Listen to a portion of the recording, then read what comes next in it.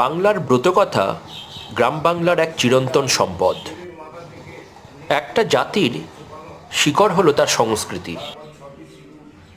শিকড় ছাড়া যেমন গাছ বাঁচে না, তেমনি একটা জাতি যখন তার সংস্কৃতি থেকে দূরে সরে যায় তখন তার পতন অনিবার্য। সরস্বতী পুজোর দিন আমাদের পারিবারিক প্রথা অনুযায়ী শীতল ষষ্ঠীর ব্রত রাখা হয়।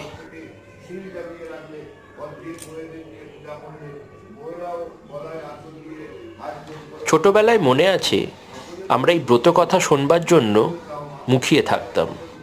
সমস্ত ভাই বোনেরা মিলে আমরা একসাথে বসে মায়েদের সাথে আমাদের পূজনীয় ঠাকুরমশাইয়ের কাছে আমরা এই ব্রতকথা শুনতাম। আজ এই পরিণত বয়সে এসে বুঝি এই সংস্কৃতিগুলোকে বাঁচিয়ে রাখা আমাদের কতখানি দায়িত্ব এবং কর্তব্যের মধ্যে পড়ে।